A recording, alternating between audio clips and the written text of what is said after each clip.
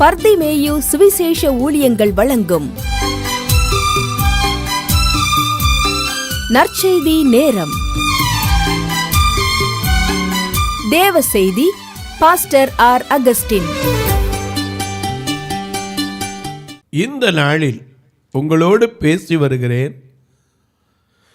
தேவன் நமக்கு உண்டு பண்ணி வைத்திருக்கிற அந்த மேன்மையான பரிசுத்த நகரமாகிய எருசலேமுக்குள் நுழைவதற்கு தகுதி இல்லாதவங்களா போயிடக்கூடாது.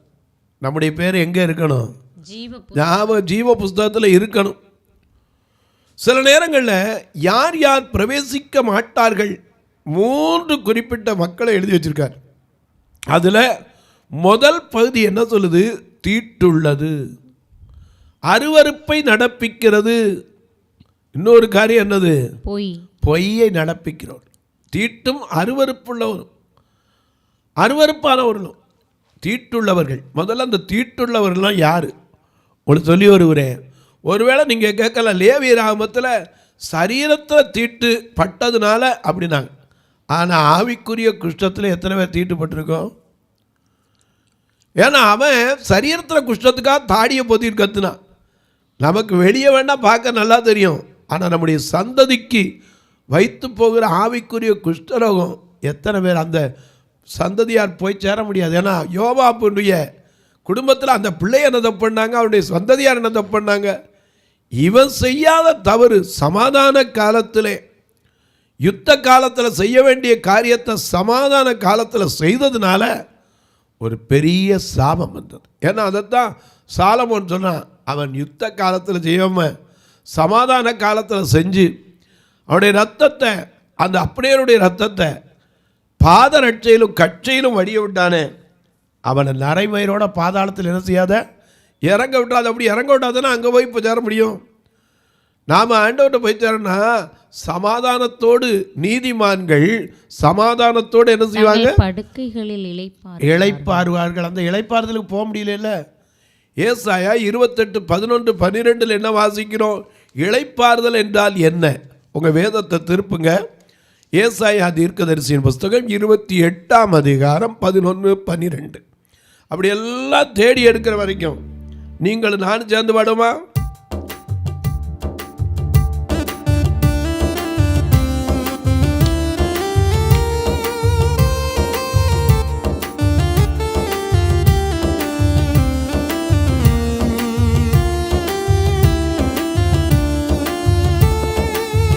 நீதிமான் கடந்து போகிறான், நினைவில் வைக்க ஒருவனும் இல்லை.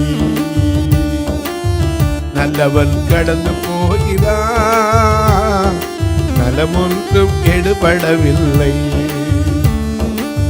நீதிமான் கடந்து போகிறான், நினைவில் வைக்க ஒருவனும் இல்லை. நல்லவன் கடந்து போகிறான், நலமொன்றும் எடுபடவில்லை. இது வேதனை காலம், மகா சோதனை காலம். இது வேதனை காலம், மகா சோதனை காலம். நீதிமான் கடந்து போகிறான், நினைவில் வைக்க ஒருவரும் இல்லை. நல்லவன் கடந்து போகிறான், நலமொன்றும் எடுபடவில்லை. இது வேதனை காலம், மகா சோதனை காலம். இது வேதனை காலம், மகா சோதனை காலம். நீதிமான் கடந்து போகிறான், நினைவில் வைக்க ஒருவரும் இல்லை. நல்லவன் கடந்து போகிறான், நலமொன்றும் எடுபடவில்லை.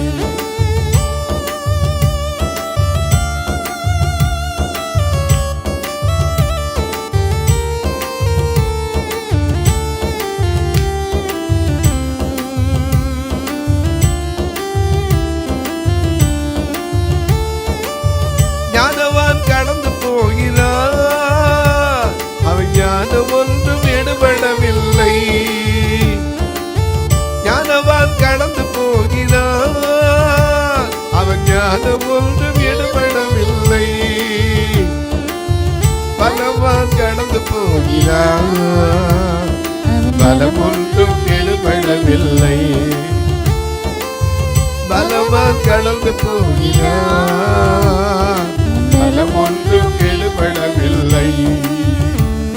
இது வேதனை காலம், மகா சோதனை காலம். இது வேதனை காலம், மகா சோதனை காலம்.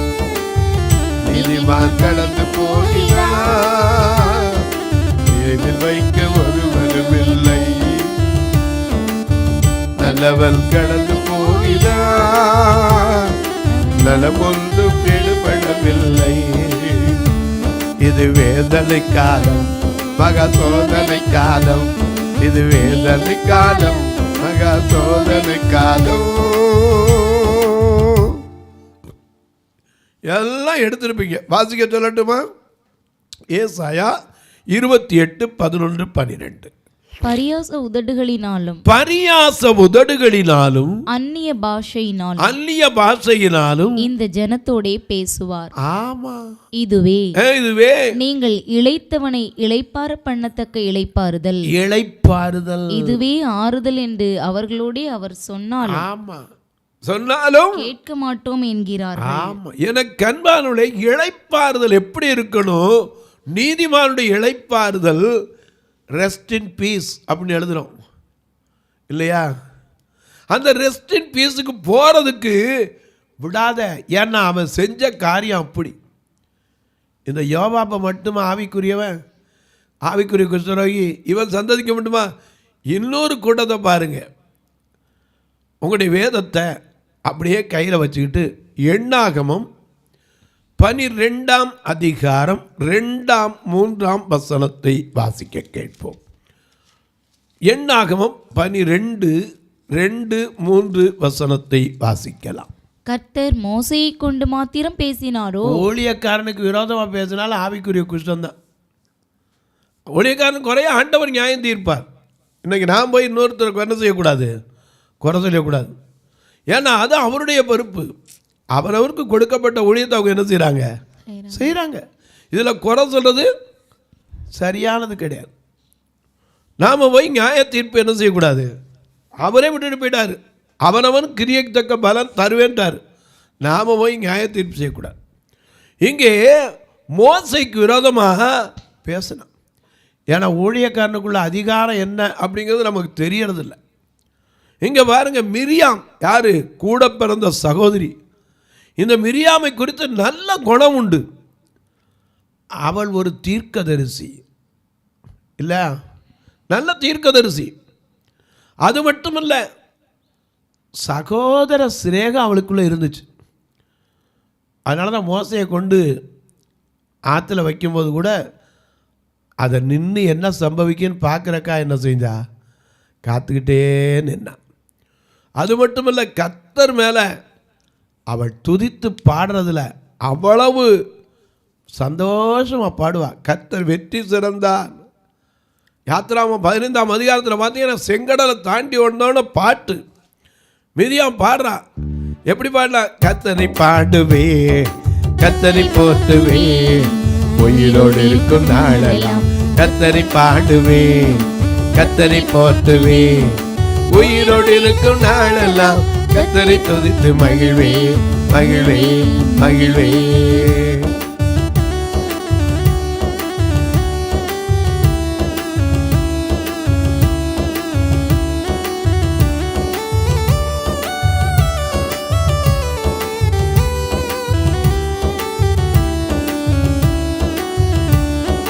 கர்த்தர் கொடுத்த நாமு அது உம்மை துதித்து பாடும். கர்த்தர் கொடுத்த நாமு அது உம்மை துதித்து பாடும். நீரின்றி பாடலேதப்பா ஏசப்பா, நீரின்றி பாடலேதப்பா.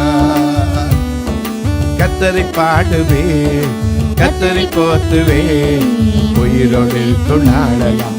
கர்த்தரை பாடுவே, கர்த்தரை போற்றுவே, உயிரோடு இருக்கும் நாளெல்லாம் கர்த்தரை துதித்து மகிழ்வே, மகிழ்வே, மகிழ்வே. மிரியாம் இப்படி துதித்து தம்புரை எடுத்து நடனமே பண்ணவ. ஆனா இவள் செய்த தப்பு என்ன தெரியுமா? கர்த்தர் மன்னிச்சத திருப்பி என்ன செய்தா? இன்னைக்கு நமக்குள்ளே அதான். ஆண்டவர் மன்னிச்சிருப்பாரு. இவனை யாருன்னு எனக்கு தெரியாதா? அப்படிலாம் பேசிடக்கூடாது. இன்னைக்கு ஊழிய மாட்டான், இவன் ஒரு காலத்தில் எப்படி இருந்தான் தெரியுமா? எப்படி இருந்தான்னு அவர் மன்னிச்சிருக்காரு. அவர் மன்னிச்ச பிறகு நாம குறை சொல்றதுக்கு நம்ம யாரு? we are not appointed as a judge, இல்லையா? நாம ஜட்ஜா என்ன செய்யலை, நியமிக்கப்படலை. after all we are appointed as an ambassador, ஒரு ஸ்தானாபதியாக தான் வந்திருக்கோம். அவருக்கு நம்ம குறை சொல்லதில்லை. இந்த மிரியாமுடைய கெட்ட ஒரு காரியம் என்னன்னா, எப்போவோ நடந்ததை இப்போ உட்காந்து பேசிக்கிட்டு இருக்கா. கர்த்தர் மோசேயோட தான் பேசினாரோ, எங்களை கொண்டு பேசுனது இல்லையோ என்றார்கள். ஆனால் 8ஆம் வசனத்தை பாருங்க, கர்த்தர் என்ன சொல்றாரு? அதே, நான் அவனுடன் மறைபொருளாய் அல்ல, முகமுகம். மிரியா சொன்னா என்ன தெரியுமா? கர்த்தர் என்னிடத்தில் சொன்னார், அப்படிதான் சொல்லியிருக்க முடியும். ஆனா மோசே எப்படி சொல்லியிருப்பான்? கர்த்தரை கண்டு அவர் என் கூட பேசினார். ஏன்னா சிலரோடு அவர் என்ன செய்வார்? முகமுகமாய் பேசினார். இன்றைக்கும் ஐயா தீர்க்கதரிசிகள் சொல்றது என்னது? கர்த்தர் இடத்துல சொன்னார், அவ்வளோதான். ஆனால் மோசே கேட்டால் என்ன சொல்லுவான்? கர்த்தர் எனக்கு கற்றுக் கொடுத்தார். ஏன்னா கர்த்தர் நல்லவன், அவன் ருசித்து பார்த்தவன். அதனால தான் கர்த்தர் நல்லவர் என்பதை ருசித்து பார்த்து தான் அனுபவிச்சு தெரிஞ்சுக்கிட்டோம் மோசே. சங்கீதக்காரன் சொன்னால, கர்த்தர் நல்லவர் என்பதை ருசித்து பாருங்கள், அவர் மேல் நம்பிக்கை. ஆமா, கர்த்தர் நல்லவர்ங்கிற அனுபவிச்சு தெரிஞ்சுக்கிட்டேன். அவனால தான் அவனை மோசையை பிடிச்சி, அவன் எவ்வளவோ மாட்டேன்னாலும் சரி அவனை பிடிச்சி இழுத்துட்டு வந்து, நீ தாண்டா அந்த ஜனத்தை மீட்கிறக்கு உன்னை தெரிந்து கொண்டே, நீ திக்குவாய மந்த புத்திக்கார எல்லாம் சொல்கிற சரிதான், ஆனால் நீ தான் அவங்கள விடுவிக்க போகிற அப்படின்னு ஆண்டவர் உயர்த்தி அவன் செஞ்ச அத்தனையும், அதுவும் ஒரு கல்யாணத்தினால, ஒரு எத்தியோப்பியா தேசத்தில் அங்கே போய் தங்க இடம் கொடுத்த இடம், பயந்து ஓடி போய் 40 வருஷம் இருந்தான். அப்படி இருந்த இடத்துல அந்த மீதியான் தேசத்து ஆசாரியன் அவன் என்ன பண்ணான்? தன்னுடைய மகளை கட்டி கொடுத்தான். சிப்போரால் ஒன்று அப்படிப்பட்ட ஒரு பெண்ணும் கிடையாது. பறவை, ஒரு மரத்தில் பறவை இருக்குது, இப்படி போய் அப்படின்னா அது பறந்துடும். ஏன் எனக்கு தட்டினா அப்படின்னு கேட்க போதா?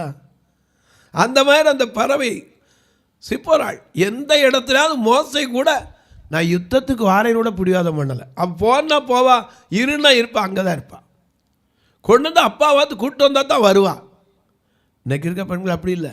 ஆனால் இந்த மிரியாம் எப்போவோ நடந்தது, கர்த்தர் மன்னிச்சது, வேற யாரும் இல்லை, தன் உடன் பிறந்த சகோதரன். எனக்கு அன்பானுடைய கண்ட சகோதரத்தில் அன்பு கூறாத மனிதன் காணாத தேவனிடத்தில் அன்பு கூற முடியுமா? முடியாதே. இவன் அன்பு கூறாட்டா பரவாயில்ல. சொல்கிறா, கர்த்தர் மோசையோடு மட்டும்தான் பேசினார், எங்களை கொண்டு பேசுனது இல்லையோ. இதை கர்த்தர் கேட்டார், உடனே பார்த்தார். அவ்வளோதான், குஷ்டர் நியாய தீர்ப்பு கூட்டார். மீரியாம் என்ன செஞ்சிட்டா? பாதி மாம்சம் அழுகி விழுந்த செத்தவளை போல என்ன ஆயிட்டா? குஷ்டர் ஆகிட்டா. மோசை கத்துன, ஆண்டவரே இந்த புத்தியனமாக செய்துட்டா, அவன் மேலே இந்த பார்த்து சுமத்திடாதீங்க, அவள் பாதி மாம்சம் அழுகி விழுந்த பிள்ளைய போல என்ன செய்யணும்? இருக்கணும், ஆகாது இருப்பாளாகண்ணா. ஆனா கர்த்தர் என்ன சொன்னார்? 14ஆம் வசனத்தை பாருங்க. கர்த்தர் மோசேயை நோக்கி, அவள் தகப்பன் அவள் முகத்திலே காரி துப்பினதுண்டான். தகப்பனே காரி துப்புற அளவுக்கு ஒரு காரியத்தை பண்ணான். இன்னைக்கு நம்ம அப்பா நம்ம மேல காரி துப்புவார். எப்படி? அப்பா சொல்றதை விட்டு வேற தவறான பாதையில போனா அப்பா என்ன செய்வாரு? காரியத்தை அந்த ஒன்னே போய் பெத்தனேம்பார். தகப்பன் அவள் முகத்தில் காரி துப்பினது உண்டானால் அவள் 7 நாள் வெட்கப்பட வேண்டாமோ? அது போலவே 7 நாள் வெட்கப்பட வேண்டாமோ? அது போலவே 7 நாள் பாளையத்துக்கு புறம்பே விலக்கப்பட்டிருந்து பின்னாடி தான் சேர்த்துக் கொள்ளப்பட கடவுள் என்று. நல்ல தீர்க்கதரிசி, நல்ல ஒரு குணம் உள்ளவ. ஆனா பாளையத்திலிருந்து விலக்கப்பட்டா தீட்டு உள்ள இருக்க முடியல. ஏன் சொன்னேன்? ஆண்டவருடைய ராஜ்யத்துக்குள்ள நம்ம வரணும்னா தீட்டுள்ளது அருவருப்புள்ளதா மாறிடக்கூடாது. கர்த்தரிடத்துல நாம சொல்லணும்,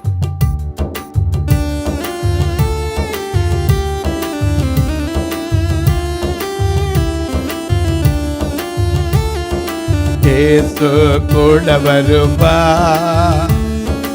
எல்லாம் வித அற்புதம் செய்வா. இயேசு கூட வருவா, வித அற்புதம் செய்வார். தந்தானா தந்தன தானா, தந்தானா தந்தன தானா.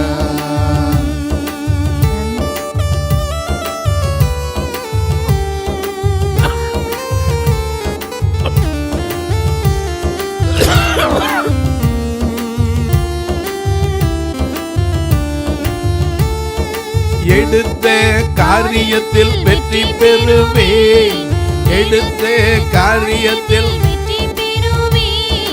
எதிரியான சாத்தான முறியடிப்பேன், எதிரியான சாத்தான முறியடிப்பேன். இயேசு கூட வருவார், எல்லாவித அற்புதம் செய்வார். இயேசு கூட வருவார், எல்லாவித அற்புதம் செய்வார்.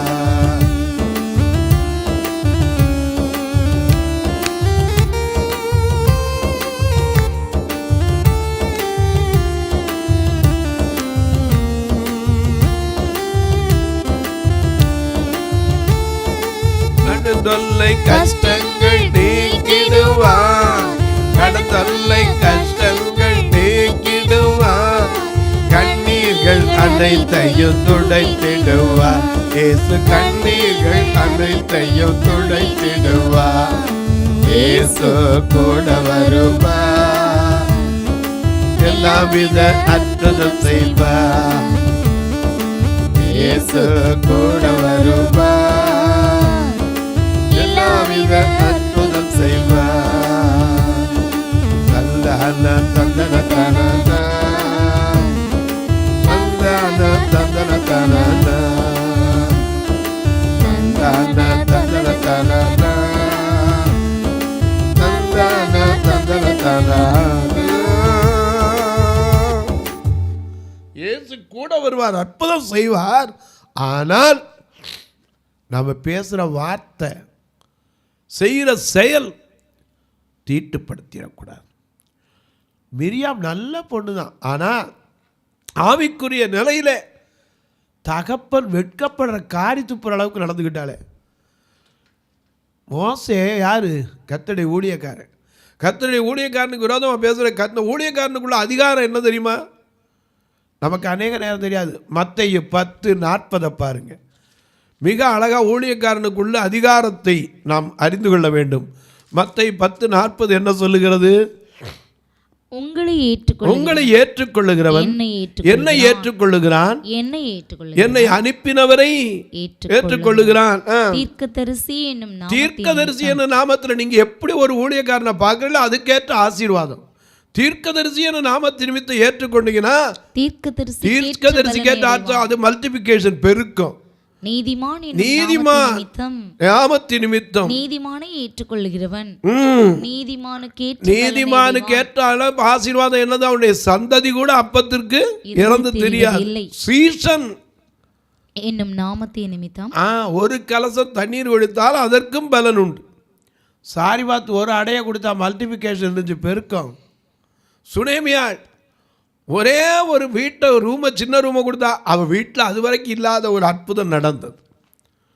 நாம் ஊழியக்காரனுக்கு கொடுத்துருக்க அதிகாரத்தை நமக்கு தெரியாது. லூக்கா 10:16 பாருங்க, மிக அழகாக நமக்கு இன்னும் எழுதி வச்சிருக்கார். லூக்கா 10:16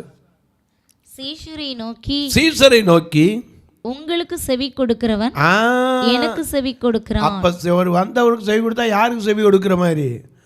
உங்களுக்கு செவி கொடுக்கிறவன் எனக்கு செவி கொடுக்கிறான். உங்களை அசட்டை பண்ணுகிறவன் என்னை அசட்டை பண்ணுகிறான். என்னை அனுப்பினவரை அசட்டை பண்ணுகிறான் என்றார். ஊழியக்காரனுக்கு விரோதமாக வாயை திறந்து டக்கு டக்குன்னு சில நேரத்தில் ஆமாம் என்ன பிரசங்கம் பண்ணுறாரு, என்ன பேசுகிறா சொல்லிடாதீங்க. கர்த்தர் நியாயம் தீர்ப்பார். நம்ம அநேக நேரத்தில் அது தெரியறதில்ல. ஒருத்தர் மனுஷத்தில் குறை சொல்லிக்கிறோம். என்னையும் சேர்த்தான் சொன்னேன், நானும் சொல்லியிருந்தாலும் ஆண்டவர் தான் மன்னிக்கணும். எந்த விதத்தில் ஒரு ஊழியக்காரனை குறை சொல்கிறதுக்கு எனக்கு என்ன கிடையாது, அதிகாரம் கிடையாது. அதை மாதிரி மற்றவங்களை நியாயத்தை இருக்கிறதுக்கு நம்ம யார்? நம்ம கண்ணில் என்ன இருக்குது? பெரிய உத்தரம் கிடக்கு. பக்கத்தில் இருக்க கண்ணை பார்த்து துரும்புருக்கு ஊதட்டான்னா என்ன நியாயம்? எனக்கு அன்பானே ஒன்றை நீங்கள் கவனிக்கணும். நல்ல கவனிங்க. மிரியாம் தீர்க்கதரிசி, ஆனால் ஊழியக்காரனுக்கு விரோதமாக பேசின அவளை போல சக ஊழியக்காரன் அவனுக்கு விரோதமாக பேசுனனால தான் அவள் தகப்பனே அவளை காரி முமிழ்ந்து 7 நாள்.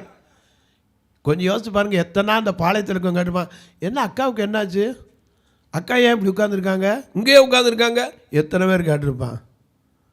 அதுக்கு எல்லாத்துக்கும் சொல்லணும். அதை கேட்குறியா, நம்ம அண்ணன் மோச அண்ணனுக்கு விரோதம் அந்த அம்மா பேசிட்டாங்களா, ஆண்டவர் கோவம் வந்துருச்சு, அதனால தான் வெளியே கிடக்காங்க. தீட்டுள்ளதும் அருவருப்பானதும் ஊழியக்காரனை குறை சொல்கிறது ஆண்டவருக்கே என்ன செய்யறதில்ல, பிடிக்கிறது. ஏன்னா அவர் சொல்கிறாரு, உங்களுக்கு செவி கொடுக்குற எனக்கு செவி கொடுக்குறான், உங்களை அசட்டை பண்ணுறோம் என்னை அசட்டை பண்ணுறான். எனக்கு கண்பாருடைய அநேக நேரங்கள் இது நம்ம தெரிஞ்சுக்கிறது இல்லை. நம்ம தெரிந்து கொள்ள வேண்டும். ஆவிக்குரிய நிலையில் மிரியாமும் குஷ்டரோகியத்தான் போய் பாளையத்துக்கு வெளியே தான் கிடந்தா. இன்றைக்கி நாம் எத்தனை பேர் அங்கே போய் சேருவோமோ தெரியாது. நாம் எதிர்பார்க்குறோம் நம்முடைய குடியிருப்பு பரலோகத்தில் உண்டுங்கிறோம், ஆனால் அதுக்கு புறம்பே கிடக்க போகிறோமோ உள்ள போகிறோமோ அவர் பார்த்து நியாயம் தீர்க்கணும். நமக்குள்ளே இருக்கிற அந்த ஆவிக்குரிய நிலையை சீர்படுத்தி நாம் உள்ளே பிரவேசிப்பதற்கு தகுதியை பெறணும். அது மட்டும் இல்லை, எனக்கு அன்பானவர்களே, வேதத்தில் பாருங்கள், பல பேரை உங்களுக்கு சொல்லிக்கிட்டே போகலாம், பல பேரை உங்களுக்கு காண்பிக்கலாம். இப்போ நான் மிரியாம் உங்களுக்கு காண்பித்தேன், அதே போல் மோசையை காண்பித்தேன். மோசை யார், ஊழியக்காரன் தான். ஆனால் அவன் செய்த ஒரு சிறு தவறுனால உபாகமம் 3ஆம் அதிகாரம் 25ஆம் வசனத்தை பாருங்கள். அவன் ஊழியக்காரருக்கு விரோதமாக கூட பேசலை. ஆண்டவர்கிட்ட கேட்குறான், நாம் போய் சேர்ந்து அந்த குடியிருக்க போற கானான என்ன செய்யணும் பாருங்க, வாசிங்க. நான் கடந்து போய் யோர்தானுக்கு அப்புறத்தில் உள்ள அந்த நல்ல தேசத்தையும் அந்த நல்ல மலையையும் லீபனோனையும் பார்க்கும்படி உத்தரவு கொடுத்தருளும் என்று வேண்டிக் கொண்டான். கர்த்தரோ உங்கள் நிமித்தம் என்மேல் கோபம் கொண்டு, ஜனங்கள் நிமித்தம் மோசையின் மேல கோபம் கொண்டு எனக்கு செவி கொடாமல் என்னை நோக்கி போதும், இனி இந்த காரியத்தை குறித்து என்ன செய்யக்கூடாது, பேசக்கூடாது. நீ பிஸ்காவின் கொடுமுடியில் ஏறி உன் கண்களை மேற்கிலும் கிழக்கிலும் வடக்கிலும் தெற்கிலும் ஏறெடுத்து உன் கண்களினாலே அதை பார், இந்த யோர்தானை நீ கடந்து போவது இல்லை. ஏன் இவன் செய்த தப்பு என்ன தெரியுமா, ஜனங்கள் பண்ண டென்ஷன்ல சொன்னதை மறந்துட்டான். ஆண்டவர் கண்மலையோட என்ன செய்ய சொன்னாரு, பேசத்தான் சொன்னார். எண்ணாகமத்தில் 20:12 அடிச்சு விட்டான் 2 தடவை, ஒரு தடவை இல்லை 2 தடவை அடிச்சு விட்டான். அடிச்சதுனால கண்மலை தண்ணியை கொடுத்துச்சு, ஆனா பரிசுத்த கொலைச்சாச்சு. ஆண்டவர் சொன்ன வார்த்தை மீறினதுனால மோசே கூட அந்த உள்ள போறதுக்கு முன்னாடி ஆண்டவர் தான் அவனை அடக்க பண்ண எல்லாம் செஞ்சார். மோசையை குறித்து நியாயம் தீர்க்க நமக்கு அதிகாரம் கிடையாது. இருந்தாலும் சொல்றேன், அவன் கடைசியில் அந்த கானானுக்குள்ள என்ன செய்ய முடியல, போக முடியலையே. ஏன், இன்றைக்கு உள்ளே பிரவேசிக்கணும்னா சில தகுதிகளை கொடுத்துருக்காரு. தீட்டுள்ளது, நமக்குள்ள இருக்க தீட்டு என்ன?